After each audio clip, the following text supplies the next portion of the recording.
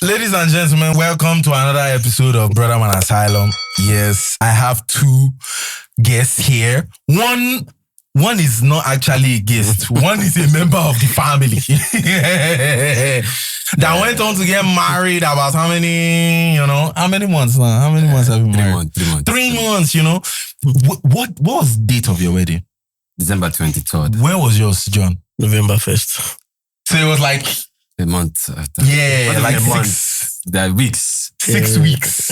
Yes. And if you're wondering when I'm talking about marriage, that's what we're here for. You can see from the title, we're here to talk to two newlyweds who have just gotten married. Why? I know that a lot of men really desire, marriage, as an institution. But there are a lot of myths around it. First off, the general myth we all heard was that it's too expensive. You have to break the bank. You have to have like 30 billion. Then there is the psychological, the philosophical perspective to where it's, this gender war, men versus women, you can't find good women say you can't find good men, and so on and so forth. And so I have brought two newlyweds here to discuss certain aspects of being married, pre, during, and post, to maybe shed some light, to your own dilemma, to your own particular situation as to wanting to get married. Difficult questions. Yeah, I'm going to be putting them on the spot. Now, quick intro. You people already know Pablo. I don't need to. Just go to our previous episode. I'm not sure you know me. You know Pablo now. I am Pablo James, creative director, media expert, still family of Brodamanasylum. So... She's fine wife. She's fine wife. You know what I'm saying? Family of Brodamanasylum. Yeah. I mean, we started this whole thing together, and glory be to God. We're back. We're pushing. We are back. We're pushing. Now, this second guest is a very, very special person to me. You understand what I'm saying? John Clef. In him from that in him from. When you were in secondary school, did they pronounce that name well? As a uniform, did they call me? Uniform, definitely they can't pronounce that name well. In secondary school, never. It's not possible. No. Secondary school was the worst because if you had one of those names, kids won't let you be. Yes. They will mess you up for life. John has been a very good friend of mine, going on 10 years now. Wow. Yeah. Like going on 10 years. John, please introduce yourself. So I will not go on. Hello, everyone. My name is John Uko. I'm a music professional and music consultant. Yeah. I'm happily married too. Yeah, nice to be here. I've been seeing the brodamanasylum.podcast online, and it's a privilege to be here. Thank you guys very much for being around. Let me think about it. I have a ton of questions. I have them written out here, but I want to start with the first one. When did marriage become a serious endeavor for you that made you want to do it in the first place? Let's start with John. Of course, it's my senior. Start with me. Senior by 1 month. Well, I've actually really loved the idea of family, of partnership, coming together to do something together, even outside of marriage, like even with friends, collaborating to do stuff. So personally, like, I don't think there was one, like, okay, yes, this is it. But like right from my university days, I've always envisioned like good marriage, like having a good marriage. So I would always go around a good home, like a very good home. Where not a good home does not necessarily mean there are no conflicts or misunderstandings, but like where two people come together despite their differences and they decide to make this thing work. So right from my university days, I remember there's this couple in school I would always go to meet them to ask questions because I would ask them. They were in their 60s at the time. This was like 2014 ish. So I would go to ask questions like how have you guys been able to do this? Like you see them loving up on themselves like as if they are just 25. And I'm like, how because narrative that is sold to us is, the love fades after a while and you guys just become like roommates. Yeah. And I'm like, but these guys, they're not faking it. If you go to their homes, if you go to their houses, this is how it is done. Yeah. So and like they literally made me fall more in love with marriage. So I've always wanted that. So I mean, I'm glad to be neat. That's a beautiful experience. I want to zero in there because I mean, and this is why I like this podcast, because once a guest answers a question, it leads to another question. Do you know how crazy it is? Or let me put it like this. Do you know how hard it is for men to redundantly go and seek out people who have good marriages and ask them questions? I want to learn from them. What would you say was the biggest reason why you personally did that? So did it have to do with where you were coming from, your home? Before you answer that question, your parents are still alive. Yes, my parents are still alive. They're still together. Yes. Together. Would you say that was the starting point for you? Or what definitely you probably see the worst and the good part in your parents. Yes. But you love that the fact that they are still together, they have a good home, they train you guys. Yeah. So it's like a push that you probably want to have your own family. But I'm curious. I think for me, growing up with my parents, I saw the good and the ugly side of it. And, I saw my dad being a provider, but then there were some sides I'm like, yes, you can also provide and you can also take care of your be emotionally present and all of that. So, and then there was this side from my mom too. So I had questions because I saw the good and I saw the bad. I'm like, okay. So, because I didn't want anything particularly to frame how I treat my own wife. Like, so I would ask questions. Yeah. How? Yeah. What? How did you guys do this? How do you guys even resolve conflicts? Yeah. Like, do you guys go to bed? Like, I see, yes, there were some conflicts that, my parents had that will spill into maybe the next day or 3 days after, and everybody's like, and all of that. I'm like, okay, but even at the end of the day, they'll come back together. But how did you guys do this? It was just the fact that I because I love the idea of family so much, I wanted to be a good husband and like a better person generally as a man. So I was asking, even down to dating intelligently, the right type of person to date. How do you guys resolve conflict? Raising children, and all of those questions. Like, it was basically because I've seen this, I've seen that, but I want to get broader perspective as to, okay, how is it done? Yeah. And the truth is, speaking to the Olaores, is from Babcock University. Yeah. Shout out to the Olaores. Shout out to the Olaores. Yes, man. And some other couples, like, even in church, just random questions here and there. And that's how I even do, because even my music life, growing up as a pianist, I would ask, I wasn't necessarily asking, show me this, show me that, because I wanted to just, it was more of how, why, and all of those questions, like, they go deep and like they solve big problems when you get clarity on them. So amazing.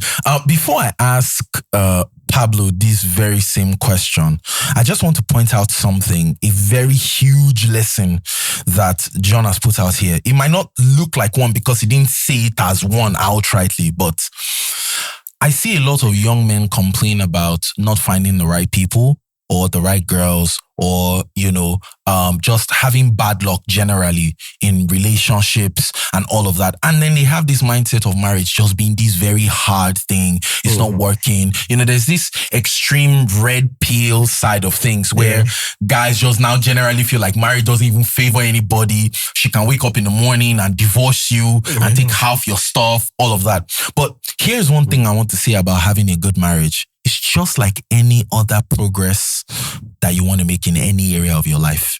It's just like any other improvement that you want to make in any area of your life. If you want to be a good pilot, if any of you watching want to be a pilot or want to be a tech wizard or want to do what Pablo does, filmmaking, all of that, or music, you have to give yourself to learning. And you know this because some of you are succeeding in certain areas of your life. Why is it that when it comes to marriage, and some of all these vocations that you people do, you might not even want to do it past 40, past 50, past 55 years old. But when it comes to marriage, something that you're supposed to potentially do for the rest of your life, you don't want to get mentorship. You don't have people talking to you. You're not going out of your way to seek out the good examples and learn from them. All you're concerned about is the fact that, one popular celebrity broke up with his wife or with her husband or cheated. Do you understand what I'm saying? You're not going out of your way to actually go and seek out knowledge the way you do for other areas of your life. And that might be the genesis of your problem. If you want to get married, there are people who have done this thing the right way. Seek them out, learn from them. It's really that simple. Get them to now advise you, to mentor you. I had Pastor Timmy over last week. Shout out to Pastor last Timmy. episode. Yeah, shout out to Pastor Timmy. Right. When me and my wife decided that we're going to get married, one of the things we agreed on was that we had to be in premarital counseling a good 1 year before marriage.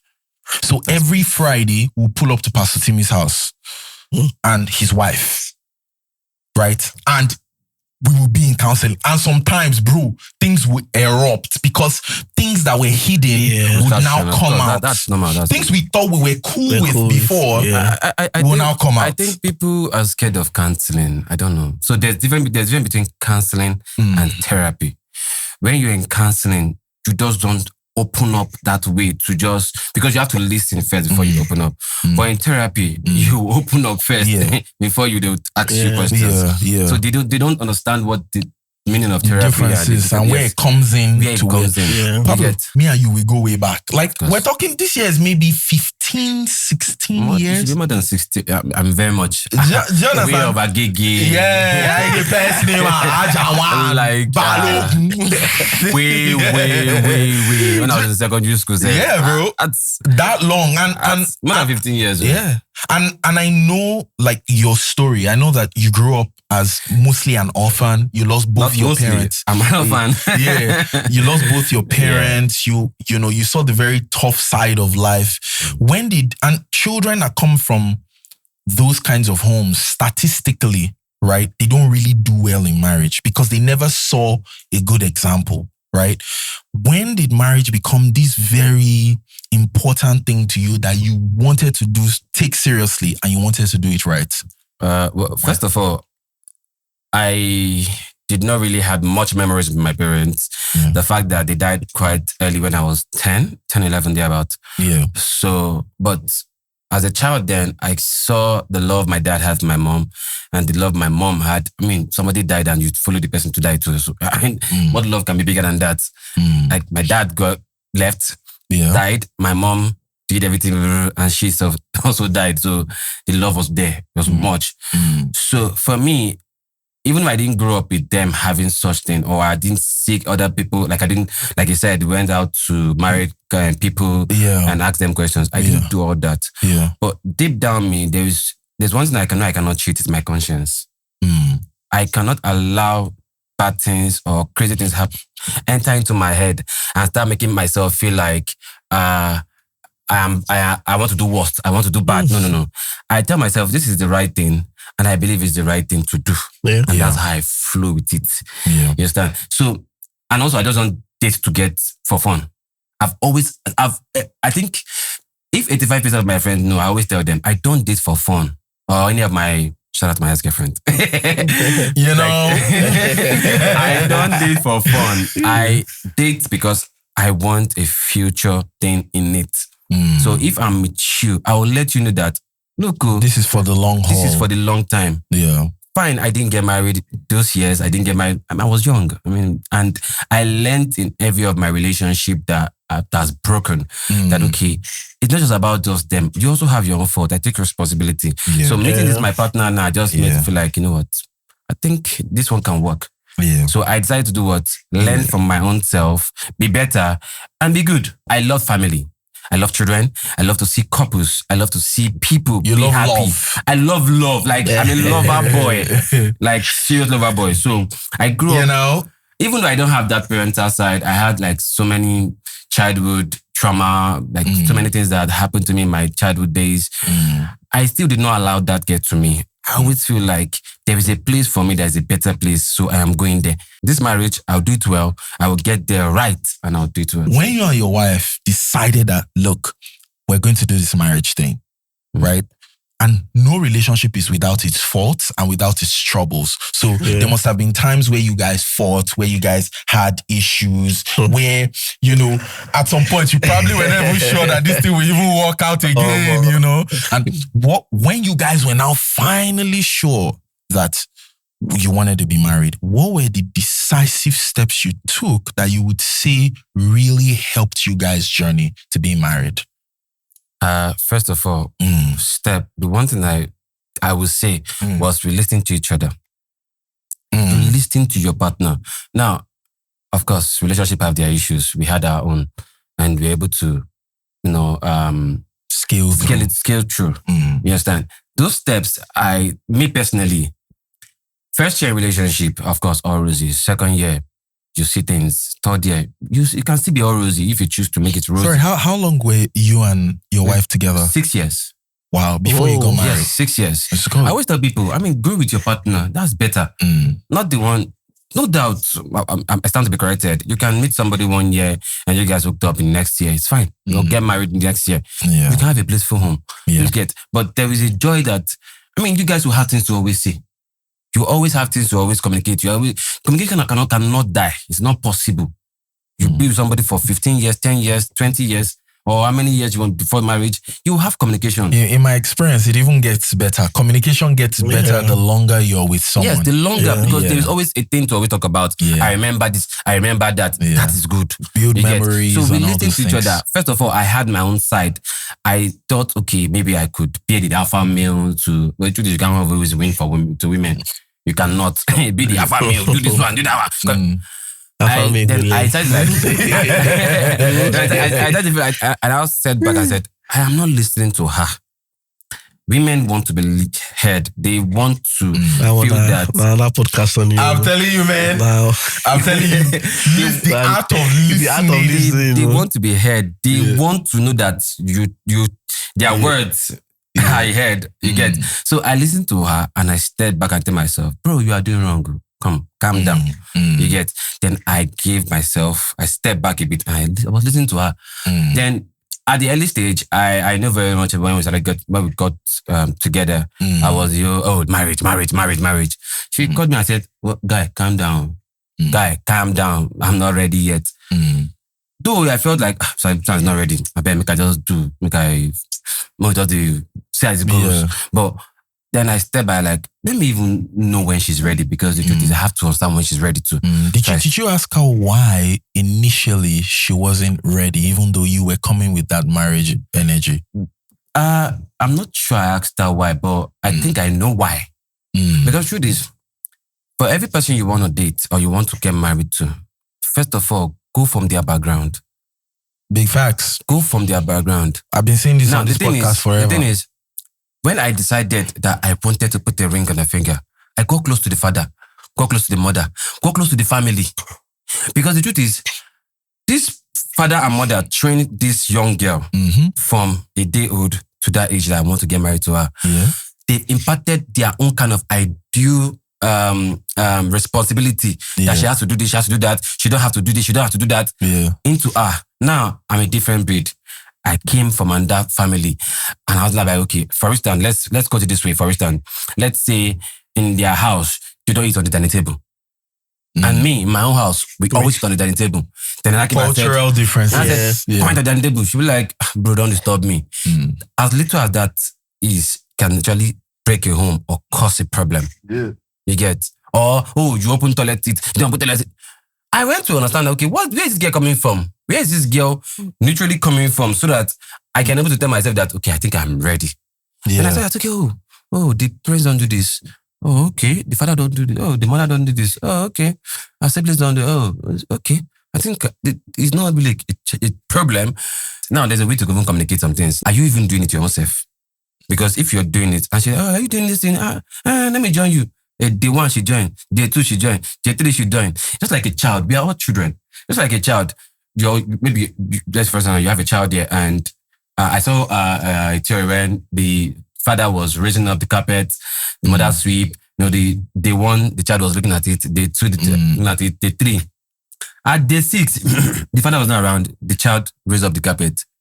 Automatically, you've tampered with the brain. Yeah. So I just understand that I have to also get into her head too. That okay, this is who I am in a calm way, and this is what I can. I'll bring myself to the marriage. Yeah. Are you okay with it? Yeah. You get that way. She was like, okay, this guy is not bad. Me too, I'm like, this guy is not bad. And that was high. So what I'm picking from here is transparency.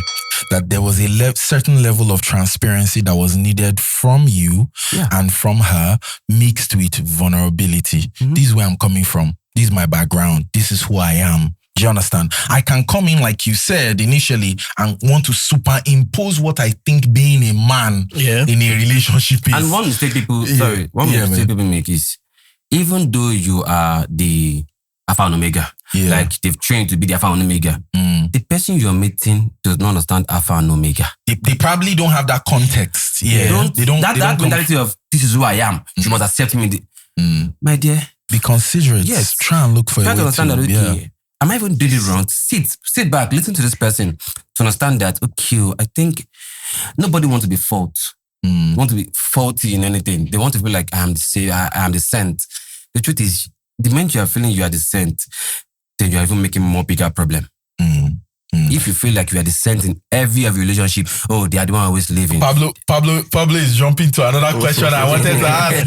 So not to cast down, not to cast. Pablo, thank you for the way you've been vulnerable so far. Yeah. Like I'm sure, and that's what I'm hoping can happen on this podcast today, that both of you are really vulnerable with like real life examples and stories that this is not magic. Like, this is how we're able to work it out. So I know his wife too.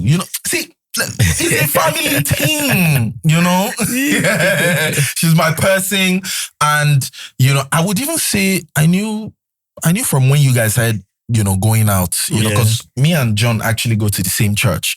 Shout out to Daystar Christian Center. You know what I'm saying? In the building. Pastor Sam, shout out.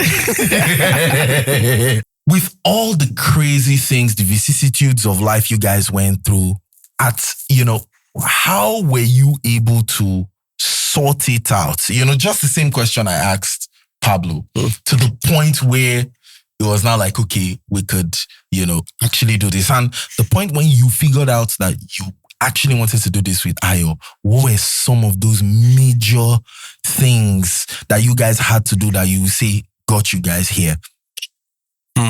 Yeah. Fighting to now come to an agreement. So before we fighting. So the thing is, before we became really serious about doing this thing together, even before we said we wanted to get married, I think since the lockdown period, that was when I started sweeping off our feet and all of that. You know what I'm saying? But one of the mistakes that we made was at the time we made our emotions lead rather than common sense and seeking counsel, because it's never too early to seek wise counsel. But so we were not able to ask the right questions on time, right? So, but it seemed like, we are cool. We go out, we laugh, everybody. People want you, our boyfriend and girlfriend, I was hottest couple in town and all of that. But when it was now going down, we now got to understand that we really don't have solid communication. Like, it's crazy because you feel like we talk now, but we're not necessarily communicating. You can talk and not communicate. And one of the things that really helped, because at some points we're having a lot of back and forth, and I was looking like, maybe this is not even God's plan for us. Maybe we should even end it and go and maybe see other people or something. But one thing our advice is counseling. So counseling helped us see from a broader perspective, like, bro, calm down, sister, sit. So some of the things that would bother me, like that will make me have sleepless nights in 5 minutes of having a meeting with my counselor, and you just laugh. I'm like, why are you laughing? I'm literally telling you how he's doing me. And the guy's like, bro, like, you guys are not even saying anything. Like, what's, and then he helps us to see perspective as to, this is why John is doing this thing. This is what Ayomide is asking for, and this is what John is asking for. And counseling helped us to really understand.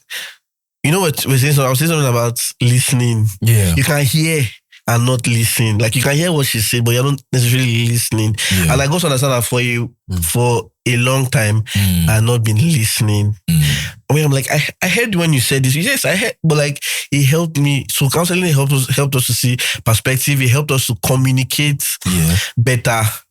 Helped us to understand ourselves better.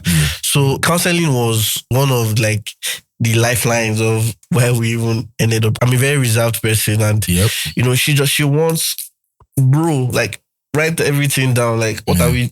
I mean, I'm like, well, I've done this, even down to like finances. I'm like, there's no need. If you want to know what's in my account, just open my phone and check. But she wants to, like, you're not telling me. So 5%. You know, it's looking. It was at some point, I was looking like I'm deliberately not being open with my finances and all of that. So like, when we're able to see perspective, okay, some of these things are not how you see it. It may just be personality differences, right? And it helped us understand ourselves better. One of the things that helped my conviction was, like you mentioned, I went to her house. People say, oh, there are no good women out there. The truth is, yes, everybody wants to show their good side, front their good side in a relationship. But the truth is, how people treat their family members in their house. That's how you know someone's true. It's a true test of their person. So most times, if you are really interested in that person, go to that home. Like, you would see from time to time, you will see how this person responds to the mother or the siblings, and you'll be like, but not be like that towards the operator and all of that. So you go home, and I saw how her dad, like, she cherishes the idea of family. Like, oh, my sister, my dad, there was this bond. You know, her mom is late. So there's this bond that they had. No, her dad come on, my princess. You could see that these ladies don't lack love. So what are you exactly bringing to the table? Like, their father is taking good care of them. Like, this man is down to earth, very intentional about them. And I saw that as a very good value. Like, I could from that point say, you know what, I'm going to do this, because I saw there was love at home, not just from the father, from herself. I could see how she would go out for people that she cares about, not just her family members, even her friends. So some of these things informed my own decision to say, you know what, I'm going to get married. This is what, no matter. So sometimes when we're having some conflicts, I'll sit down and like, when all this is finished, we still do. I like that. At the end of the day, we do your madness, so don't worry. Me and you, we know get anywhere. We die here. I actually did that. So if you do counseling, you will see some topics. Finances that people always run away when you want to get married. If you run away for it for 5 years, that's 6th year that you decide to settle down. You guys will have to have that difficult conversations. And I learned that having difficult conversations does not mean breaking up. It means let's have this conversation. Let's see the depth. Let's see what we need to mend. It does not mean that, oh, if I share an ugly side or maybe a habit or something, it means that, oh, we need to separate. Like, what can we do? Let's have difficult conversations. Bro, you get broke almost every month. Is it that you don't save? Is it that, like, what's going on? Your spending habits and all of those things. So it helped us to see gaps that we needed to close, to fix before now saying we wanted to do this. So I spoke about counseling before, you know, they started speaking. It's still boiling down to, hey, you don't redundantly have the formula, right? For running a home, for having a blossoming marriage. I would even argue that the dating culture in our generation does not in fact prepare you for success in marriage. No. The way we date, our perspective to the people we're dating is almost, you can hear the resolve in their stories that even when we hit rough patches, after I had gotten the conviction I wanted from this person, it wasn't I'm going to throw you away and get somebody new. It's we will sort through this and we will still get married and we will still be happy. Do you understand what I'm saying? It's not enough that we'll be. That's the conviction we're talking. This is a very, very intentional thing. You don't just stumble upon the right person, the right marriage. It's something you have to build from scratch. Which leads me to my next question, John. You spoke about how both of you spoke about how important it was for you to go to their home. You know, and I was speaking with a mutual friend of ours this morning, D-Groove, and I was telling D-Groove that one of the very first things I did when my relationship with my wife moved from friendship to us dating and courting each other was I went to her dad and I told her dad that, Sal, I've been coming here as a friend, but I'm no longer a friend. And these are my intentions towards your daughter. Do you understand? So. Exactly. And I went with a bottle of wine. You go with a bottle of wine. Don't go to your family house empty-handed. Go with something. Why will you go empty-handed? These are my friends. You see, I'm a stable person. I have stable friends.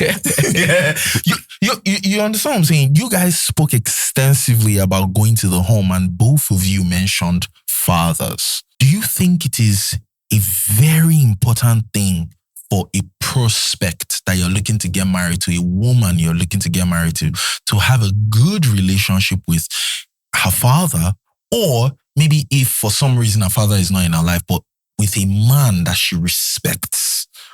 Is that a very important factor in your book? I think it is very important. And why? Why do you think so? Because most importantly, having a good father, or if the father is absent, a male figure that she really respects, it helps perspective as to what men are, who a man is supposed to be like. Because we have the mother, we have the father, they have roles.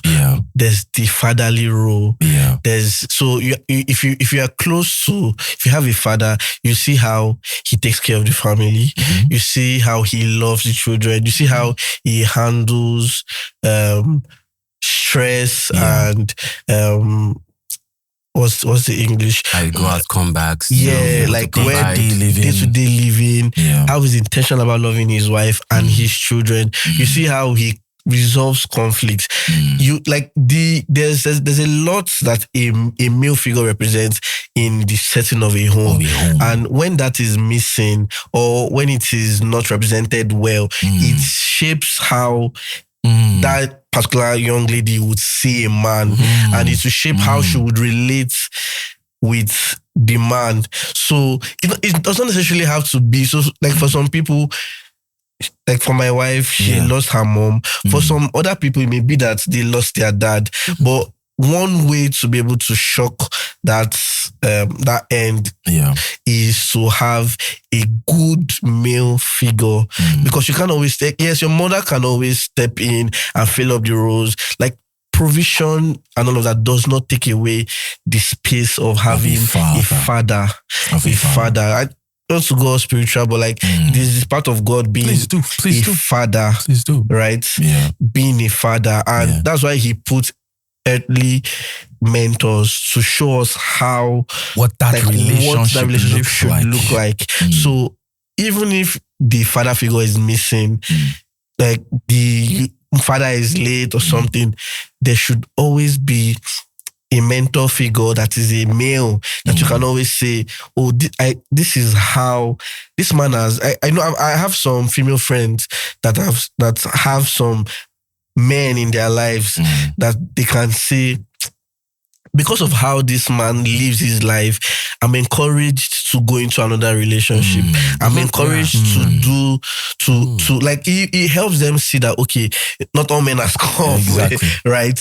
So for some people, for some ladies, it could be that if the father may not even be late, maybe that they had some issues and the father left, or some people, the mother is rich, father got married, took money and ran away, and it shapes how they see men. So when they get into even when, because some of these things you may not know, you don't necessarily say, oh, because of this. You may even decide that, oh, I want to live my life, but there are just some like, I'm trying to look for a good word to represent it. Like it's like, it's not necessarily it's trauma, but it should just come back later. Yes. And when you meet a genuinely it's almost good like a man, programming, like a mental programming. When you see a genuinely good man, you will fight that good thing that man is trying to put in place, because the person that was supposed to be all of that to you, it was missing in the equation. So like, it is very important that there's a male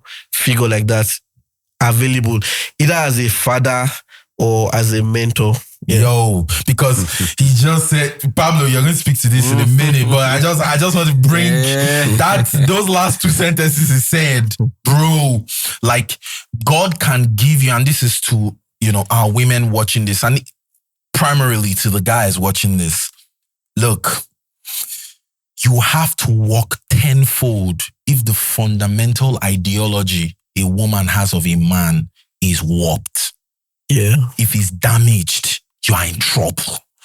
Like, just being a good man is not enough for that kind of... She will sabotage you at every point. She would not mean to, but like we said, it's a mental programming. There's a way she will react to you. One of the things you were talking about the roles of fathers, one very important role of a father in a home is that he balances direction and discipline. Exactly.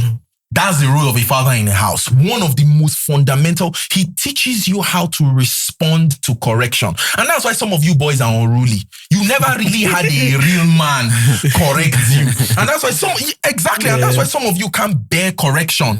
That's why when older guys, like older young men, older millennials like this are talking to all of you in your early 20s, in your late teens, you start acting because you didn't really have a dad that was able to model maybe you had a dad that modeled that wrongly, because there was some very Pastor Timmy talked about this last episode, how some men have abused their role as fathers. But fundamentally, the role of a father, he's supposed to help you have a good relationship with correction. One where you're not in a tussle, a war with correction.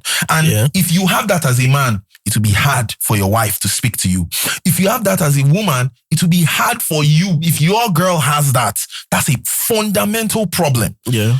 Do you understand what I'm saying? So you hear what he said about his wife. When he went to the house, he already saw that this one is loved. Yeah. She already has a good relationship with what real love should look like. Yeah. Do you understand what I'm saying? And that is where some of you are having some of the issues you're having. Now, I'm going to put a balance to this.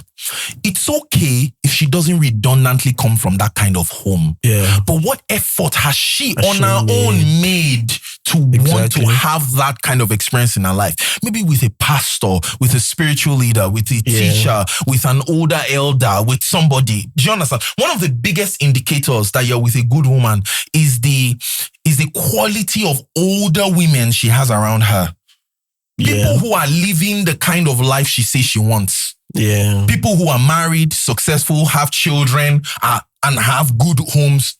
Look, I don't want to get into that. Let me let Pablo speak to this real quick. Well, first of all, before I will go further, I mean, some people ask me that, I'm going to internet and check some, but I mean, how about this, my brother? This is the brodamanasylum. Now, I asked, what is a father? Meaning is, a father is commonly defined by an active role in nurturing, protecting, providing for children. A father provide guidance and stability, acting as a supportive figure. Let me stop there. If you don't have somebody that's giving you guidance, protecting you, nurturing you, you definitely miss it. You definitely. I'm not saying your mother cannot do that. Of course, your mother will do that, but she might be distracted with other things. But as the word has put it in her head, before I started this podcast, I said, I like the way my dad do this. I like the way my dad. Yeah. That's because I saw my dad love my mom. He modeled it. It changed my mentality. Before I got married to my wife, I saw the relationship between her and her father. I'm not saying she's very close to her mom. But before she will mention 10 words about the parents, she will mention 9 about the father. My dad this, my dad that, my dad this, my dad that. He was a role model. Yeah. One day I asked her, I said, do I do things like your dad? I said it now. You do things like my dad. My dad is... I know the dad is a good man. So that was a compliment. If she gives me that kind of compliment, I'm in the safe hands. Yeah. I like doing the right thing. I'm doing the right thing. I'm on track. Yeah. That's because somebody has nurtured her, has guided her, has groomed her, has given an example of how a man can be or provide and not do excessively too much. So it is a very, very important to have a father figure as a woman. Even if it's not your father, find elderly mentor person that's serious, not the one that will probably ask you for. Not benefit men. But father figure that will literally take you in his hand and sit you down. And I think there are even, these days, there are even more of that. Before, you can't even see them. It's very hard to even... men are a whole lot open now to mentoring. Before, go and meet somebody and say you want to do church and all those kinds of places. The fear of even your parents will meet at that man or even your teenager age, it's not even possible. But now, you have access to a lot of men, a lot of people. I was arguing with somebody when they were talking about she doesn't need a man. I said, fine, you don't need a man. It's good. But in the sense where you now, maybe surrogate or anyhow you got pregnant, you now give birth to a male child. What will you train that male child to believe? You can never understand the magnitude of how men do things. You can never. So I said, you know what? When you now give birth to a man or a boy, how will you train the child? I would do this. And everything that was coming out of my mouth was simply, I said, this guy will be a gay. I told you, I said, the boy will be a gay because you will train him more of men. He will just one day and tell you that he likes wig. He likes makeup. So you don't even have the idea of how a man can think or how men can possibly behave. Now you want to train a male child. How? So it's very important. And there's not even 2 ways about I started brodamanasylum because I grew up without a father. At 12 years old, I lost my dad and I had to navigate learning masculinity all by myself. And that journey was easy because I had mentors. I had older men who guided, mentored, taught, and modeled what real masculinity looks like. And that is the crux of what we do here at brodamanasylum. And with all the madness going on in the world, we want this message and this movement to reach many more men. And you can help to do that by just liking, subscribing, and sharing it. So hit that like button and the subscribe button and help spread this message. No, Wala. Guys, I want to go to one of the hottest topics around marriage. Money.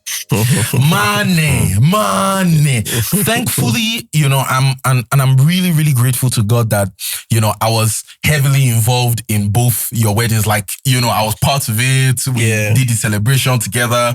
And so I saw that, by today's standards, yes, you guys did commit a bit of financial resources to those weddings. But it wasn't like your city people and Komion Bella Niger wedding where you broke the bank to have it.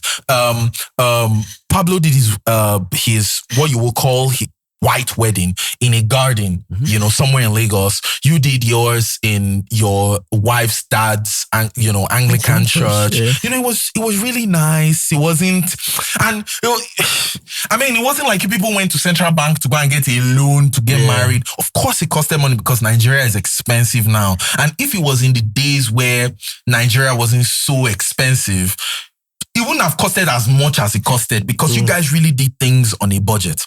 I want to talk about the relationship between, the wedding. Now, it's a twofold conversation. There's the relationship between money and the wedding and money in marriage. Those are 2 different things, And the first question I want to ask you is, what was the biggest lie, or what do you think now that you've gotten married, now that it's behind you now, the wedding is behind you, what would you say the biggest lie was in terms of the role that money plays in a wedding. The biggest lie. We all know we need money. Do you understand? But what was that myth that you heard about money and getting married? That when you now finally got married, you were like, okay, this is not the way people said she usually is. Yeah. Can you? So I think. Did you get the question though? I think I did. Yeah. My brothers. Do you want me to say? I think you're thinking about it. To be very honest, to get married doesn't cost a lot. To be very honest. Yo. Now you want to do big wedding.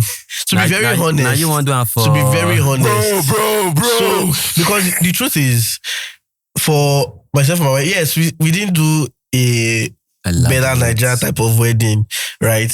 But if, like, after the wedding now, if we had our way, thinking about it now, I'm like, as we went to court, if we call family, and because the truth is, the most important people in a wedding are yourself, your wife, the family, immediate family.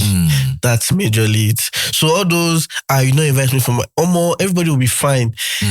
At the end of the day, to get because the most important thing is the life after the wedding, the marriage itself. Yes, that's the most important thing. So with 5 million naira, you can do a wedding. With 500 million naira, you can do a wedding. Now you decide. With 1 million naira, you can do a wedding. 1 million naira, you can actually do a wedding. And Mike may not getting married. Like people get married every day. If you go, like, our course wedding were like number, was it 80 something? To show that, I mean, we were there pretty early. To show that every day people are getting married, right? I know of a couple that got married after our wedding, and they just got caught. You know, they just had I'm sure they didn't spend up to 20% of what we had spent. If we had, because yes, we had support from family and friends. If we had our way, all that money would have been put to better use. To say, okay, you know what, all this, like, we've minimized our spending. So I think the most difficult part of this is now sitting down. You know, there's a part of your parents that say, yes, sir. What? Yes, my sir. first son. Yeah. When I went for Daddy Debola's son's wedding, I think not. So once you can move past that phase with your families and say, okay, this is what we have. We are not going to go beyond 1.5 million. We're not killing ourselves. This type of wedding we aim to do. If you guys are not fine with it, then I mean, if you want to fund it, feel free. But there's no pressure as to how much to save. So, because I feel like it's something that makes a lot of men not want to get married and all of that, because Bible says 2 heads are better than. I mean, is it in the Bible? Yes. We can go talk. 2 is better than 1. 2 is better than 1. Yes. Not 2. We can go talk. We don't go close for outside. 2 heads are always better than 1. 2 people coming together to be 1. So meaning that if you are earning, say 800k, and your wife is doing something to maybe even probably earning higher, by the time you guys bring what you have together, you can live within your means. The major thing is, where are we going? What is the goal for the next 5 years for us? So with what we earn now, what type of house can we live in? No pressure. I mean, you're not competing with anyone. So this is even to say, for the type of wedding that you decide to do, you're not in competition with anyone. If your best friend had a wedding in Dubai or Maldives, it does not mean that. You know what I mean? It doesn't mean that God if you go to the courts, you go to the courts and you do your wedding, and in fact, some people don't even, after the court wedding, they just go to one restaurant, one eatery, just clear like 20 tables, family and friends, just eat rice, say kind words, everybody goes home, and you are legally married. There's no difference between your marriage and the person. The only thing is that they spent more and did a lot of things. So, I mean, to get married, even in 2026, before now, whatever you guys have, you can always make it work. That's what I believe. Amazing. Pablo, please just speak to this. Well, first of all, I would say surround yourself with people that are not worry you when you're getting married.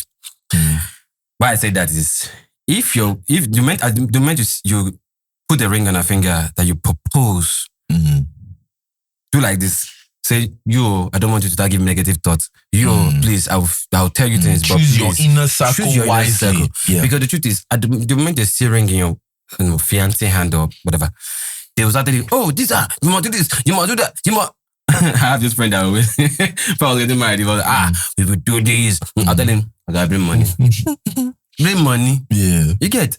So, see, I didn't even do my own court wedding in Ikoyi like everybody. Some people even tell you have to pull up. You have to do it so that the father of the lady will respect you well.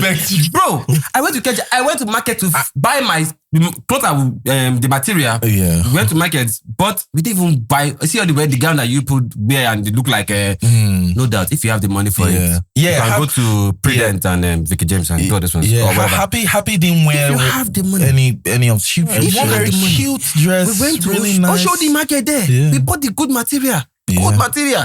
Give it to our guy there. Baba, this is what we want. Pick some style, cut, draw. Okay, this is what we end up getting this. And this is what we want. My suit, guy, how far? If you hear me run this suit, I want me this. Bam. Yeah. I can say the thing that made my wedding look luxurious was my pre-wedding. So my pre-wedding make it like, this guy's where they go. If you check my page, you'll be like, you think maybe I even did one massive wedding. But that's because you're a visual director. He's able to take really nice. Exactly. And I feel like this can be the gap. Because nowadays we have tools for storytelling that if you utilize well, you can tell good. Like you don't have to break. Like you see that thing that they say, it's not fake life. It is not fake life. It is just like it's presentation. Packaging. You can do a small wedding and make it very presentable and people will love it. Like you're not even doing it for people. Pablo, do you know what I like the most about Pablo's reception? I go puffy. Wow. Like like you could tell that they didn't break the bank for this stuff. Like my wedding, like the way they made it, it was just chill. I just see. It wasn't one complicated thing. I just shared my wedding. Others you have to go and get one expensive drink. Look, if you have the money, if you have 50 million to spend, I'm a photographer, I have short weddings. Yeah. I'm like, see wedding. People spend money. Yeah. I think I went to shoot a wedding last 2 years. At what point? When the guy told me his budget for the wedding, I was like, enough to buy a land. Like, do you know how many land I will buy in Shimawa? But that's his own. He has the money. He wanted to spend. He wanted to do such wedding. No doubt, if you have the money. Even me too. If probably I've had that so much money, I will still want to do it because the truth is, before we start relationship or whatever, getting to the debate, my wife already told me she wanted something small. I said, what do you want? When she said she wanted the garden wedding, I said, that's what I wanted. Beautiful. I said, that's what I want. And they did have a garden wedding. I wanted a garden wedding. She said, those small people. I said, God bless you, that's what I want. So it clicked. It was easy for me. Not that she wanted something in Paris. I want something in Benin. No. There was alignment in what you guys wanted. It was easy for us to penetrate into that budget to say, okay, this work can work for us. If I had the money, I would have probably bring DJ KYs, bring this one. Still that same small garden wedding, guys. But spend so much. God bless some of my people, some people that was close to me at that moment. In fact, God bless my elder sister. Yeah. She told me, he said, look, my wedding, did I spend so much? Yeah. She told me some things. I was like, I thought you buy it too. You let me buy it here. I brought them from somebody, I rent them. I'm like, Yeah. So they would tell me, guy, don't worry yourself. The moment she have told you yes, you will not even see when you do the wedding and you sit down 1 week later, 3 weeks later, I'm like, mama. There are those why I was probably my head thinking that I would. His wedding, I use an example too, Seth. I shot his own wedding. Yeah. I saw the whole time like, yeah. See this, my bro. Yeah. See what he did. Yeah. He didn't break the bank. Yeah. So who am I? Yeah. I said I can do it luxurious in pictures. Yeah, exactly. See. Yeah. I paid to people like, go check my pictures. Yeah. I'm like, till date, I'm still even shooting my pre-wedding. Till date, I'm still shooting my wedding. I actually feel like money is important in like doing a wedding and like, but I feel like money is not the most important thing. That's one of the major lessons I learned. Yeah. You see family, you see friends, utilizing the resources that you have around you. I remember when I called you saying, there's no card. And you just told me, I'll speak to my brother-in-law. I'm like, it was a blessing because at that time we're looking for like over like maybe 200K to rent one Lexus GA, one Lexus like that that will take her and all of that. And I called. I remember it was even, the car even came. It was Pastor Timmy's Pastor Timmy's car. And it helped me to see that you can leverage. In fact, I didn't want to reach out to a friend. Shout out to Pastor Timmy. Shout out to what I'm saying, man. I even had to reach out to, I didn't want to reach out to a friend because I didn't want. So I don't like to underprice people because I know I do. But like some of my guys sat me and said, "Bro, are you alright? You have this guy. Go and talk to him." And I reached out to him. I know how much he would charge outside. I told him, "Bro, I don't have this," but and he came through. And he'll do it. He came through. So the most important thing is yourself and your wife, and whatever decision that you guys have decided you want to make. If this is what we want to do, you guys should do it. Stick to it. Utilize free, because the Bible says, "He who finds a wife finds a good thing and obtains favor from God." Favor would come. I'm not saying you should not plan because you're expecting favor. You fail. You would fail if you do that. Definitely, you would fail. You need to also planning is very important. What you just said. when you say I do, don't have the mentality that one person will help you. No, hey. So that's the thing. Don't have it. Don't plan your wedding around. If you are thinking that they will help you with, even if they eventually help you, don't think they will help you with $1 million or $2 million. You just surprise, just 100K. Because one and it's going to of course that 100K will go a long way, no doubt. It will. But the minute you start having that mentality of, they will help me with one big money, you will plan that wedding on that 100K they will give to you, and nothing will happen. So one of the things I told my wife was, we are not entitled to anybody's 1 naira. So even if someone had made a promise to us that, I will send this amount, I will do this, we are not entitled. I won't see the person as a bad person if at the end of the day the person doesn't the person doesn't do anything, doesn't send anything. The person is not a bad person, and we're not entitled, because the truth is we can actually sit and say, okay, from all the money I have in my carry wise, it is only 800K that is there. Now only 500K deal. That's 1.3. We cannot do 3 outfits. We will go to court.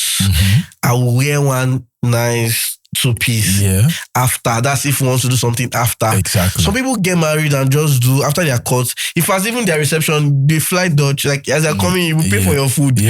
You pay for your food. So big facts. I've done like that in Radisson Blue now.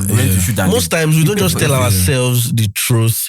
We say we don't want, but we want that. We say we don't want it, but we still want it. That's the bus stop we end up going.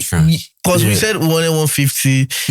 We had over. When we were finishing our church wedding, they called me to say water has finished. We are not started reception. We are not even done traditional wedding. We just finished the church that I was supposed to go. I was just about to change into my traditional house and say water has finished. As how? How the water finish? Okay, just sit down. Just go and change. Water has finished. Fine. I would say that I planned. See, from the day I told my wife, "Will you marry me?" I started planning my wedding. Like, I started going to market to buy this, keeping this in the house. But like, I'm more, in fact, that's the way my life is. If I say, okay, I want to, for instance, I want to paint this house, I'll not go and throw 200K and buy paint once. If I don't have the money, I will not do that. But what I can do is, today I can buy satin, put under my bed. Tomorrow I'll buy brush, put on my bed. The day that thing will complete it, then I will do it. I'm not in a rush. I'm not in a rush. So I put my wedding in December. I proposed in June. So not enough time to plan. I was like, okay, you know what? I bought the bottled water, put somewhere, bought this one, put somewhere. Though it got some time that I choked me. I was like, oh my God, I had to you cannot leave me. You cannot leave me. I'm not doing too much. So therefore, you get what I had in my account when I proposed. Let me not say it. But the Lord is good. The Lord is good. Like, I was telling my woman, I'm like, don't worry. No, this guy, don't worry. It'll be fine. But when I had my account, I'm like, How am I supposed to pull this off? I'm supposed to pull this off. Yeah, some people came true. So even when David called me, I'm like, bro, Alpha, do you need this? I'm like, yeah, it will be helpful. Helpful. I wasn't surprised when they came with the Jeep. One Jeep, like, bro, I enter this one. I go enter this one. No worry. Again, it came true. Yeah. That's because They were my people. I think because of my numbers were very small. If you count my people, my wedding, I'm not sure they were up to 90. You didn't have people. My plan was 130, and I stick to that 130. There's probably some young guy somewhere now. He's been with a girl for 2, 3, 4 years. I like painting all these scenarios. But he's with a girl that she wants that lavish wedding. She wants that wedding that makes a statement. I know both your wives, right? Yeah. You guys have A1 in cooperation with the kinds of women you got with. And I think, again, the kind of girl you get with, where she's from, her mindset, her relationship with money, her mindset about material things, all those things matter a lot as well. But say you didn't see all those signs. And there's a young guy somewhere now, 27, 25, and his girl wants that lavish wedding. But he doesn't have the ability to pull it off. And it's a bit of a contention. What would your advice be to that kind of man? Can I answer that question? Both of you will answer. I just want John to go first. Pablo, sorry, calm down. John. So let me start with this. Yeah. My wife wanted a good wedding. Yeah. Right? What they call those canopy down, drapes, everything, lights, under the chandelier and all of. She wanted that. But at the time we sat to say, yes, we understand. It pained me so much that I could do. She wasn't demanding for it. She just, she has to communicate the type of wedding. Yeah. Me, I'm like, anyone, as far as I'm present, the most important thing is so we are there, we'll make it work. But she wanted this, and I'm like, God, I was asking God, please help me to be able to give her this type of a wedding.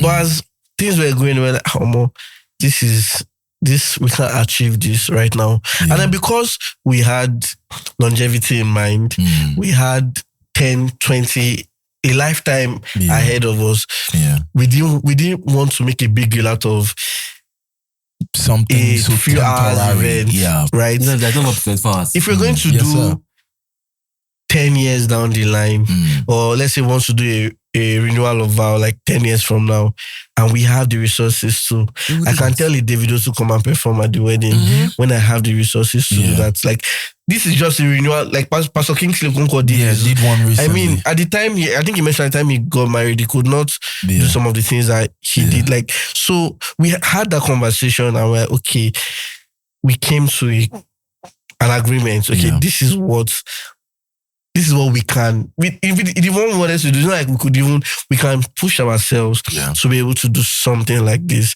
So if the lady in question is not seeing beyond a grand wedding, I feel like there's a big problem, honestly, because you should not, as a young man, as long as you have communicated clearly, I mean, before you should even say, we want to put the ring on the finger, this lady should know your financial capacity as a guy. Like, that's another thing. You be open. You're not trying to form Sinzu when you are not. If you're going to get married to someone, she should know that, okay, this guy earns $1 million monthly or 500K monthly. Why am I asking for this type of wedding? It should just be apparent. Yes, it should be obvious. It should be obvious that we can't do this. So the communication should be, okay, if we can't do this now, let's plan for a renewal of vow like later on. But if that in itself is causing a major problem, I feel like for me, it's a deal breaker. It's a deal breaker. Because why are we putting so much emphasis on, like, it's a deal breaker. And because what will happen, if you think about it, this is just a wedding. And like, what happens to when something goes wrong in the marriage and you have to move from living, we're not praying for anything bad to happen. But things happen. And you have to move from going from a 3-bedroom apartment with POP, with AC everywhere. You're even using all those 2.5 standing horsepower standing ACs and everything. Your TV are like 1 million. and you have to move to a mini flat. Yeah.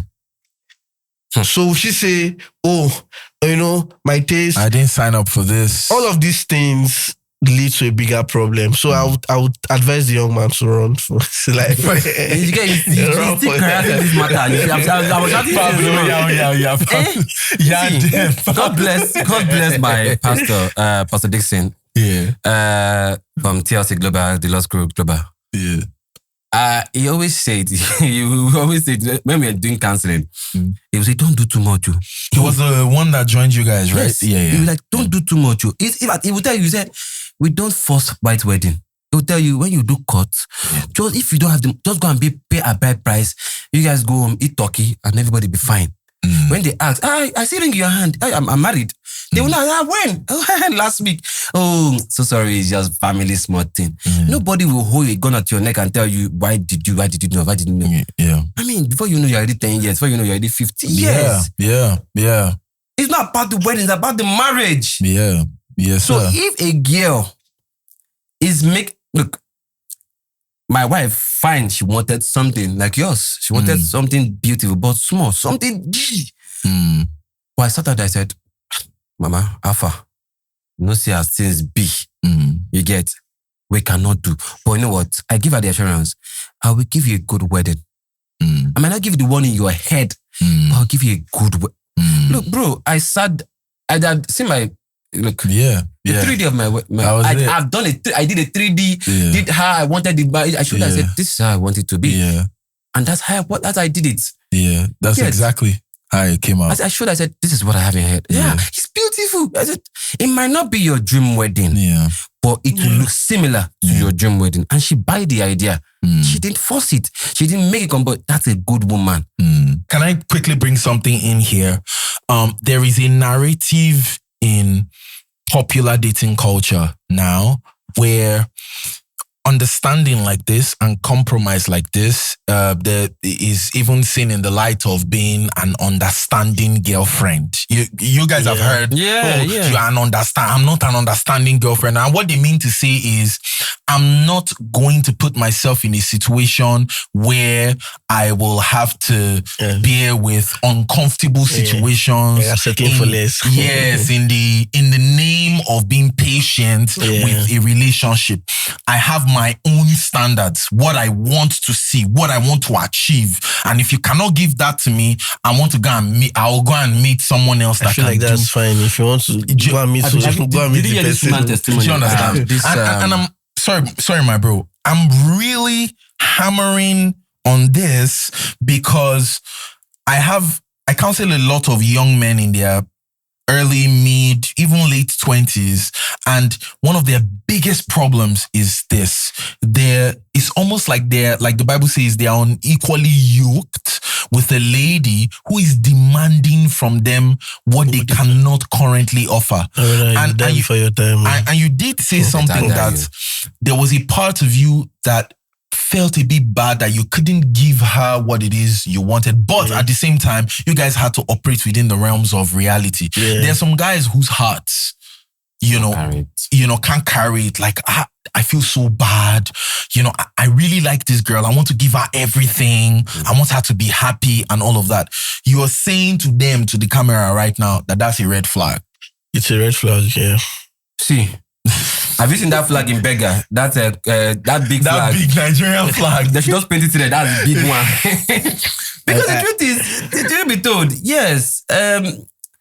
I mean, this lady testimony, this lady with the grey hair that said her husband was oil and she was renting chair. Pastor Mrs. Ibukun Awosika. I mean, I love that the young woman. ones will say, really I'm not her. her. This has her. Yeah. My dear, you just said that you are yourself. Who help you? Well, have you helped your own self? Okay, let's pivot a bit real quick.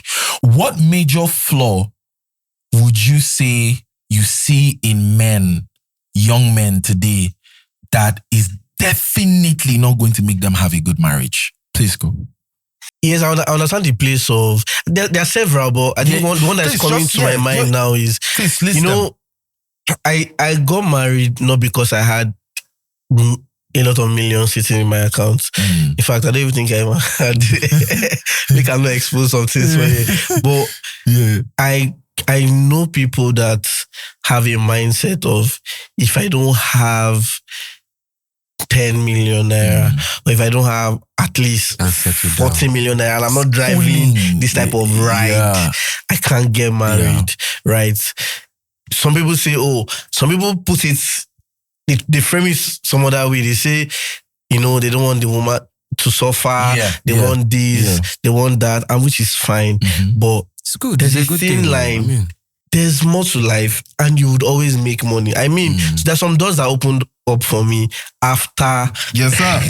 Definitely. After you find a wife, bro. We are living testimonies. The truth is, you cannot make all that money before. If you are privileged, there are people that I attended one of my friends' wedding. Like, he got married at Monarch. I mean. The guy is a CEO. He's a CEO of a fintech. I mean, he could afford that at the time, right? You don't have to, all you need is, the most important thing for a man is you have a sense of direction as to where you are going to, because you're not going to pick up somebody's daughter and lead her to somewhere that you don't even know where you are going to. Do you understand? He's not starving now. So you have a job. You are not a lazy man. Yes, sir. You are working to earn money. You stay alone. One of the things that, after I got my space, immediately I said, okay, this room, this is where we'll be storing things for the wedding. I got my space. I'm like, okay, if I can get my space, if I can get a space, I can obviously pull off a wedding, right? Not because I had all the money, but because I'm going to be intentional about this, right? If you can pull off. You don't need to have millions. Like, all you just need to do is sell a vision. This is where I am going to. This is who I am. I mean, it helps you to even avoid all those type of ladies that will come and be asking for some. This is who I am. This is what I have. And this is where I am going to. And I see that on this, my journey, you can help me, or we can help ourselves. We can be partners. And I want to do life with you. Right? Once you have that agreement, you sow the vision. This lady buys into your vision. She sees where you are going to. You know where she's going to. You guys have a woman, or not a girl. A woman. You guys have that partnership. Right?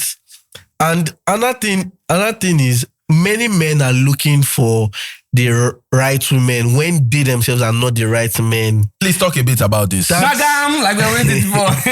Please talk a bit about this. One of the things I myself, before I got married, I saw some of my own character flaws that I needed to work on, and that's what counseling exposed. Like, bro, like, it even made me afraid, because I'm like, this thing a big character flaw. Do I want to get my ass over? Like, Shema will shift wedding, make I quickly go come back. But like, if you want to attract a God-fearing woman, a woman that would prayer. But I mean, the Bible even says that the man is the priest of the home. Exactly. Right? So you yourself that you're looking for a prayerful woman, do you pray?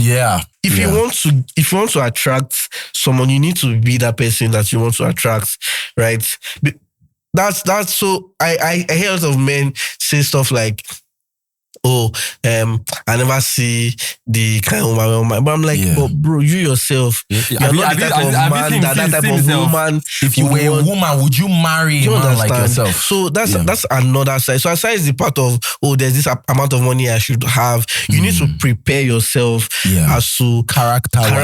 And many men don't submit to authority, to leadership, to mentorship. Thank you. If I've you're said good, that like so many times on this podcast. I have men in my life right now that, because I mean, you can be a good person and make mistakes, even in the context of marriage now. I have men that my wife can just call and say, this guy did mess up. They will pull my ear like I say, sit down. Are you all right? There's something wrong with you. And it's not me doing, why would you talk to me like that? Is it because of mentorship? You sit and you will listen. Like in this space of our counseling, I had mentors and pastors. I would say, John, put yourself together. You're a man, put yourself together. You are the leader of this home. You need to own this thing. If you're going to do this, you're not joking here. Yes, sir. Do you understand? Many men don't have mentor figures like that. Yeah. So they just run on their own. They just live life anyhow. If you're going to get married whether as a young man or you need to have like some of these things in place because you will need them. Your wife is going to even test your own patience. Definitely. So you need people that have gone ahead of you to be able to tell you how to navigate this. So that's some of the things I can Pablo, say. please speak to this. What are some of the major flaws you see in men that don't make them marriageable in today's age and time? The truth is, there's so many flaws, like you said, and you can't run from it. I like what he said. He had to take himself and tell himself that I have a problem I need to fix. The first thing as a man you need to do, understand that, or you need to do is tell yourself the truth. You need to be honest with yourself. You are not a saint. You have 10 girlfriends. You've had 10 girlfriends. And all the 10 girlfriends left you. And you say they are at fault. They are the problem. You are the problem as a man. Because the truth is, 10 people cannot have 10 bad characters. That means you did something. Especially when it is that they are all saying the same thing about you. Like, the thing you did in your previous relationship, you know it's a problem, and you want to do it in your current relationship. Sure, be careful. I told myself, I said, I am doing something wrong. No. I guess that's what even brought me to this stage that, okay, lead to marriage. I sat myself down, told myself the truth. I cannot continue like this. I cannot be counting women. I'm saying, I've been lying to everybody. I'm lying to myself that it was them. I am this. It was them. It was. I am the. I feel like no matter how good no matter how bad the lady was in that relationship, you would definitely have your own role to play.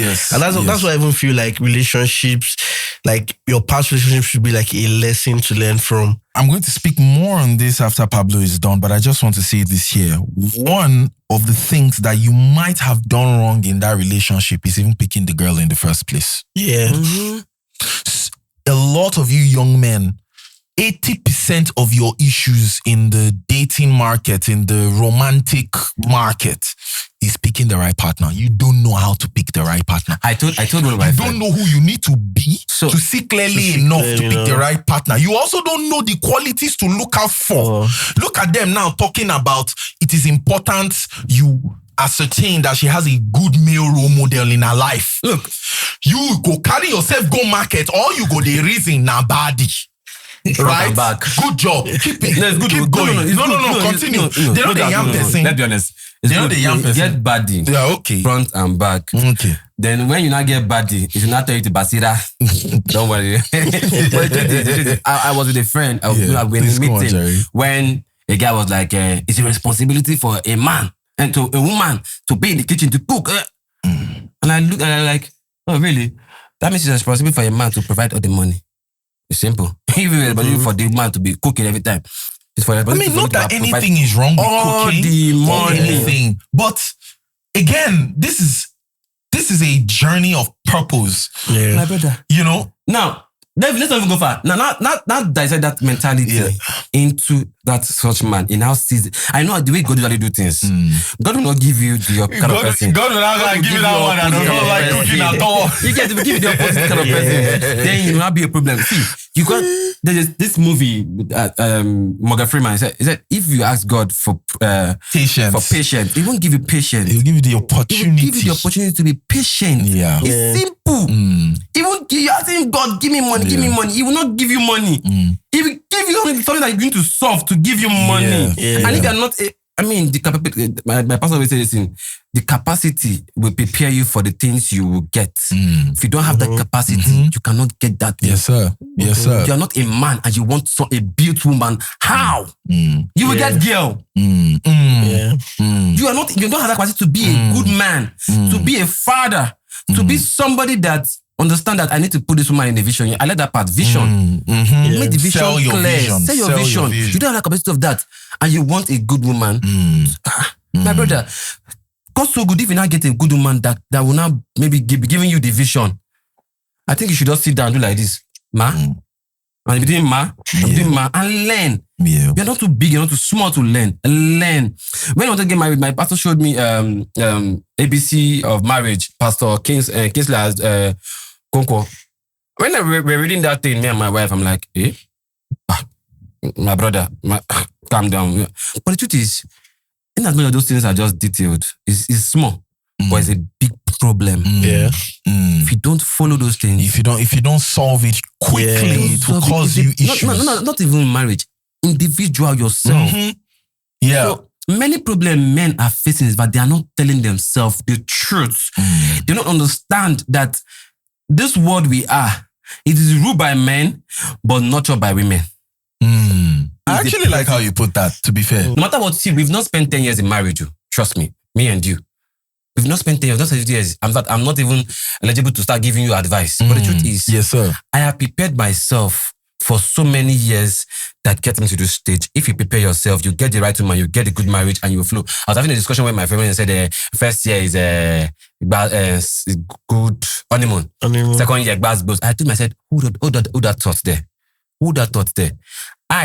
Me, Pablo James, we have a successful and a good honeymoon forever in my marriage. Don't put that mentality in my head. Exactly. You have a trauma, go and solve it. Yeah. I'm a man, so I've such that. So if he cannot change that mentality as a man, then you have a problem in his own marriage. Thank you so much, guys. This was solid. I want to add to what you guys have talked about in terms of, because again, the train of thought and the train of thinking pivoted towards even roles within marriage. This person says, I want somebody that cooks. This other person says, I want somebody that's like this and that. The truth is, naturally, the way marriage works is that eventually both of you have to sort yourself into roles. Yeah. There will always be somebody that makes the most money in your marriage. It's just so happening now that in the last 10 to 20 years, women have started even out earning some men. But for the most parts of it, statistically, men are still the main financial providers in the house. Now, what that means is that when you see the particular situation that your own marriage is, you sort yourself accordingly.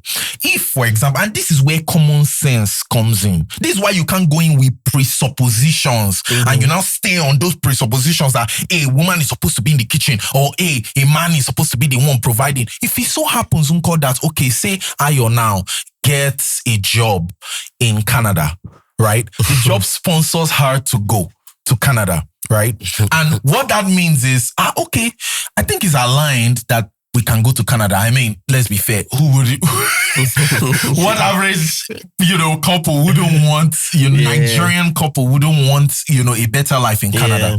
And say you get to Canada and Ayo's job makes her work for 8 to 10 hours a day. Right? And you don't have to work as hard at that time. I mean, who is going to be sorting out dinner and lunch? It's you now. Like in the meantime. No, don't cook. No. Of course. Don't cook. Is it your babe that you chop chips and then without chicken? If later on you now even maybe get a better job in that Canada, you now go, hey babe, we are beginning to have kids now. Like, I don't know that it is healthy for me and you to be running out of the house and then coming back. What do you think, babe? How far? Stay at home, be with the kids, because naturally, women are better with kids than you understand from a nurturing perspective. Not that men can't take care of their children. Do you understand what I'm saying? That's why I said they nurture the word. and then I'm painting scenarios here now, and then that situation now flips on top of his head. It now goes, hey, babe, don't worry. If you are out there killing lions and tigers and bears for us, the least I can do in the home is take care. That's how dynamic marriage can be. The thing you're holding as a rule can be something that one situation in life can turn it on top of his head, and you guys will have to adjust. So again, like I like what Pablo just said, that technically I have been married going on 4 years now. I got married in 2022, right?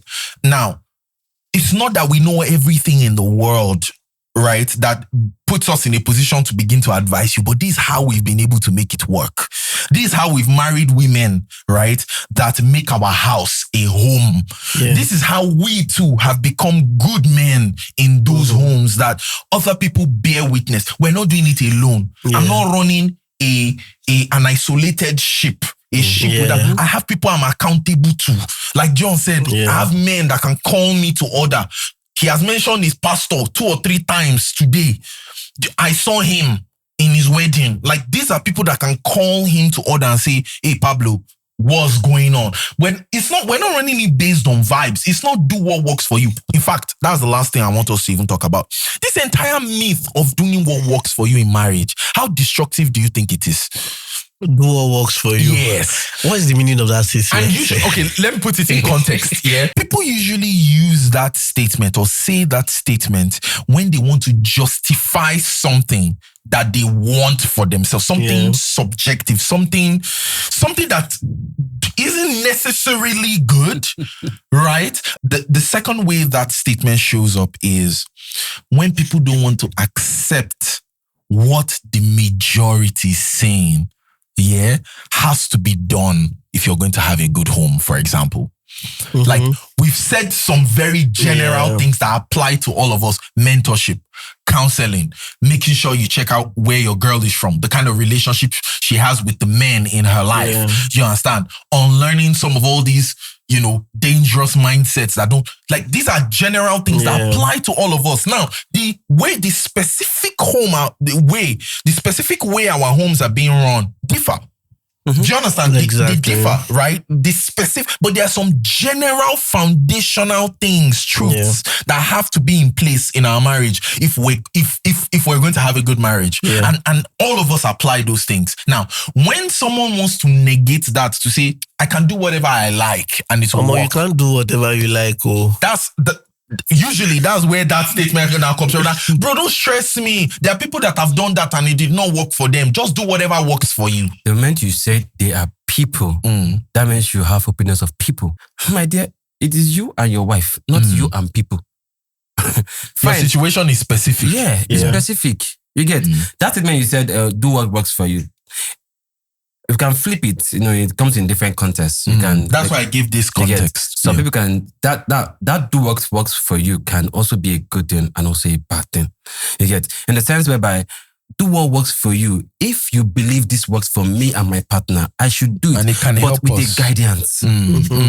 Still within a set of... in the context of not wanting to follow... There's a saying that says, don't allow third party, don't allow... My dear, what? Allow third party sometimes. Bro, third party did my marriage. Be careful of your third party too also. Now my counselors be my third party. Your third party can be someone that can call you both. Doesn't mean the third party doesn't have his own problem. Now my third party has his own problem. But that have seen beyond the ones you are facing. Older men who have been married for a while. They have seen beyond what you are facing. So you understand?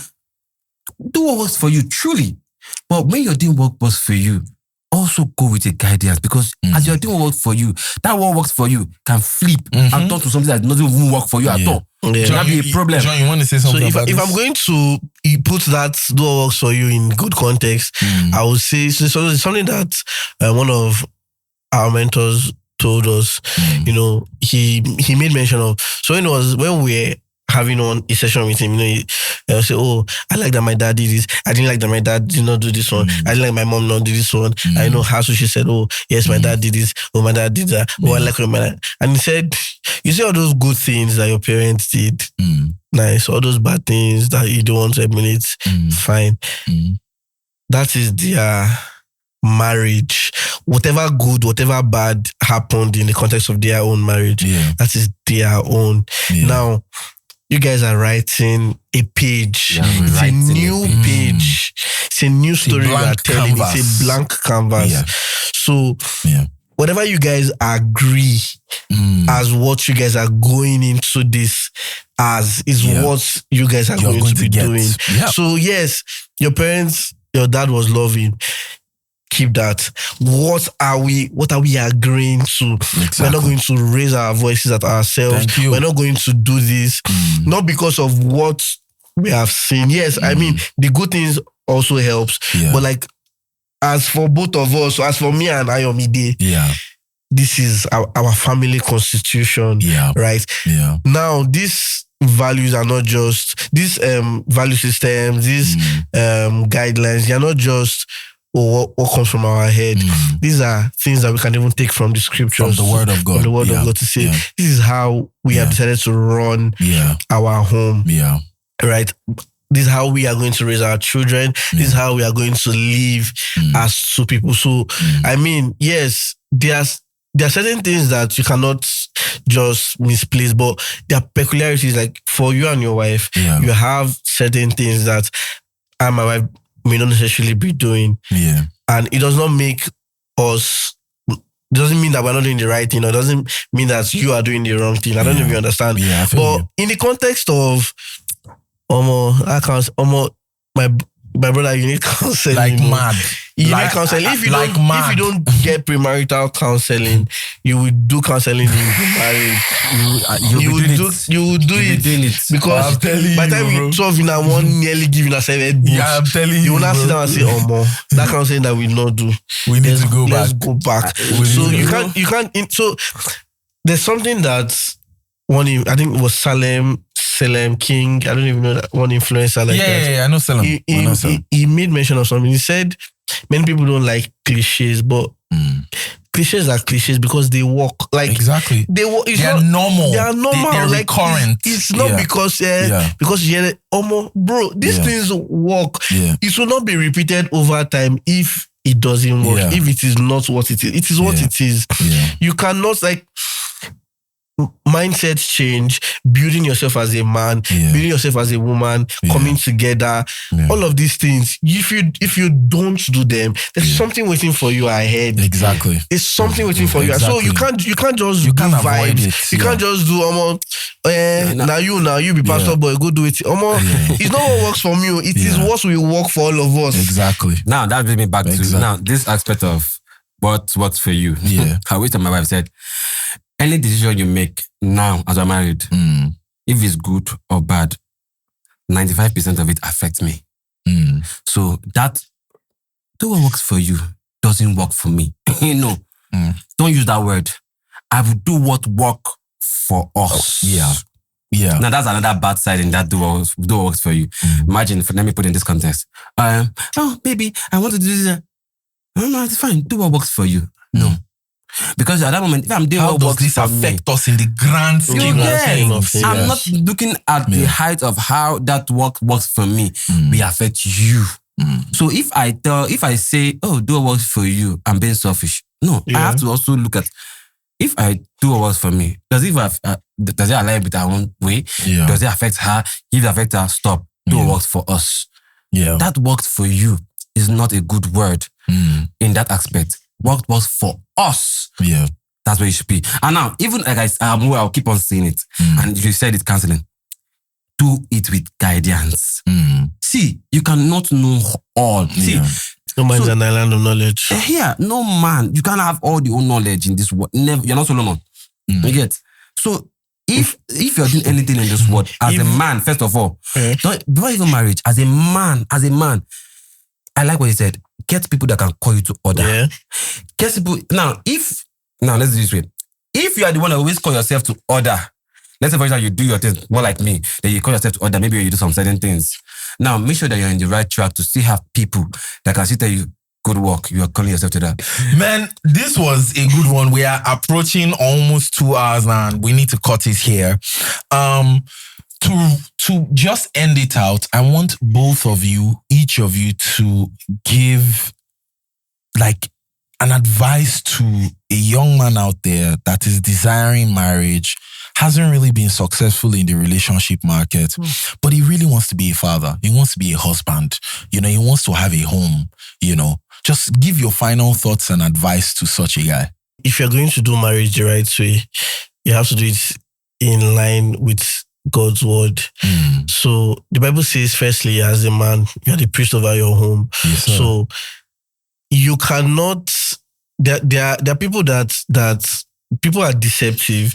At the end of the day, some people can act like what you want to get what they want from you. So you can't judge a good woman from just looks and some characters that have just been displayed to you. You need some discernment. So what I would firstly say as an advice is get to know God for yourself. As a man, say no woman even done the get to know God for yourself. It helps you discern, helps you choose, because I was in a relationship where I didn't end up with the lady because she said she was stuck between. Now this was not a thing of this guy a bad guy. Yeah. She was stuck in between two good guys and the will of God for her. Meaning that these two guys, this guy is a great guy, this guy is a great guy. But which of the great guys will I follow? Yeah. Which of the great guys aligns with my own plans and purpose, right? So that's the place of where discernment comes in, right? And one of the things about when you build yourself, like spiritually, when you get closer to God, if you walk with God, it affects your character, right? You bear fruits, and there's just fruits, patience, gentleness, all of those fruits. It helps to form the type of man that will attract the type of woman that you want. So God has good plans for us, first of all. So go and meet God. Know His plans for you. Walk with Him. Let Him influence your life, your character, because character is very important in marriage. So once you have that, it helps with the type of woman, and seek mentorship as early as possible. It helps you to sieve out shafts, have good mentors, someone that people that you can say, oh, there's this lady that I've been checking out to. I feel like, bring her, let's have a word. Like people that they will help. Mentorship helps you save time. Things that you should learn in 5-10 years. Mentorship can collapse it into 5 months, 4 months for you. So as a man, seek mentorship. You can that alpha male thing, dead it if you are going to be in a good relationship. Is there any alpha male? You try to be alpha male. Yes, you're going to be a provider. You're going to be the leader of your home, right? But you need mentorship. So first thing is get right with God. Get a good relationship with God. Seek mentorship. But get right with God and get mentorship. I feel like those two things would help you save, because I wanted to talk about finances and all of that. But if you have a good mentor, there are some certain things, because you're going to be having discussions around your life. Exactly. So they would help to put some sort of structure in and around. So, amazing. Pablo. Well, said get right with God. Of course, pray too also. Because pray. And another thing that I would say is for young men out there trying to get into marriage is don't think or don't have that mentality that you can do it on your own. If you are stuck, ask for help. Ask for help, but genuine help, not just selfish help. Ask for help. And also listen to the person you're probably with or you want to get with. You will see. My pastor always said this. He said, if people come for counseling or therapy, they always have a answer to any of their problem. I've noticed when people go to therapy, the therapist asks them, and you complain about my wife this, my wife that. I say, okay, so what do you want her to do more? Exactly. They just have I think she can do. It's almost like they know what they need. You know the needs. You know your solution to your problem. Why not just settle it? You already know these things. So listen first. Listen to God. Listen to human. Listen to your own self. What is your own self? Because you can be distracted. Leave social media life. Leave all those people this want to do this. I don't please people. My life, no, I don't please people. I can use 10 years to buy one thing. I'm not rushing. If it's iPhone 17, I can use 10 years to buy the iPhone 17. When I have it, I have it. You get, don't rush into things whereby stop you feel competing. Don't compete. You want to get your wife, the same wife, like so person get his own wife. My dear, God knows how He does His things.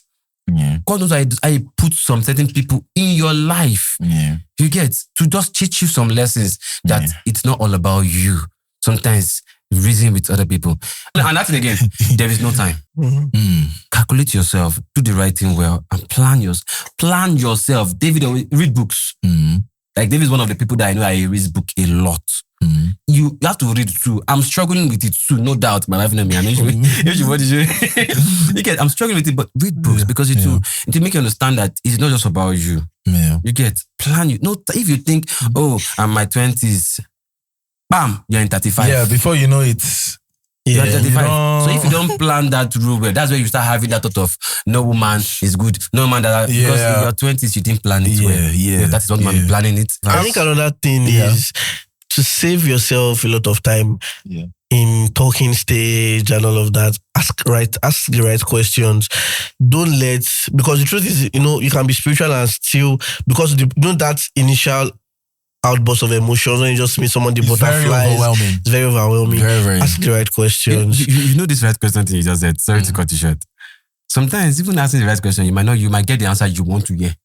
I always tell people, listen, then you will hear the answer. Yeah, if you listen enough, you will know that thing that you want to ask. And I think it's in line with this train of thought. That initial... But if I sit you down as a woman and say, how do you want to...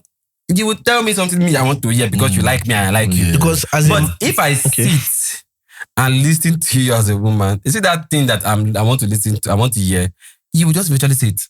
In conversation, you if you're observant enough and you listen. So, because a lot of people don't have. So you see some problems down there. Like, did you guys don't have conversations around this? So there's some very important, like genotype. Like, please, that genotype is very important. It can save you 2 years. Like after 2 years, you now see that you guys are not compatible. Like, have important questions. Okay, as a man that is being led by God, I'm putting some structure into my life. I have plans for 5 years, for the next 5 years of my life.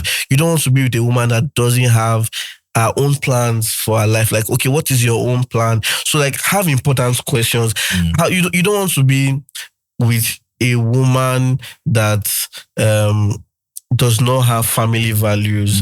So these are there are questions that you should. There's some conversations that you would have. Some questions that you would just throw. Let me hear how this lady responds to stuff. Let me hear where her mind is on this. So ask intelligent questions. Like it's more like an interview. That you see that talking stage is not for business proposal. It's not for business.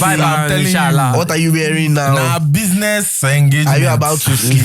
Like. My there's time for all of that. I ask questions. Even ask the right questions. Ask the right questions because it will save you a lot of time. It will save you a lot of time. Like you can make your decision in 2 months of a talking stage. Like and to save you the whole emotional baggage, where especially when you've now spent like 2-3 years and announcing something like, but you guys did not discuss all of that. So ask the right questions. Blood group, what's our plan? All those questions you need to ask them. They're very important. Amazing. Man, this was a good one. As we usually do here, if you do have a question for either John or Pablo, you can send an email and just in a bracket put their name there. If you want John to answer you, you can put John in the brackets in the subject of your email. If it is Pablo, you put his name there. And I'll make sure that your question gets to them. And I'll either respond to you with whatever they say. I'll either get them to make a video with their phone or maybe just send an email that I can then now forward to you to answer your question. Reason being that if we're huge on mentorship and learning, it will not make sense if that charity does not start from home. So please feel free to send in your questions in this regard as it pertains to what we've talked about today and pretty much any other thing any other life issue you might be going through as a young man. Thank you very, very much for sticking with us. John, Pablo. Thank you very much. I see you guys almost every week. So, but I'm really, really grateful that you guys come through. If you're going to leave 3 words, just 3 words. They could be random detached words or it could just be a sentence, but just 3 words. If each of you are going to leave 3 words with the guys today, what will it be? Just 3 words. Learn to love. Mado. Somebody should put that on the shirt. John. I'll use a Bible verse. I'll say, seek ye first the kingdom of God and his righteousness, and all other things shall be added unto you. Bam! That's one. Yes. Thank you guys so much for doing this. You guys should like, subscribe, share, do everything. You know one man, at least you know one guy in your circle that needs what has been discussed here today. So send it to him. Right? Share it everywhere you like, on your church group chat, on your old school group chat, anywhere in the marketplace. Thank you very much, guys. I appreciate it. Right. God bless. Peace. Thank you for having Take care. us.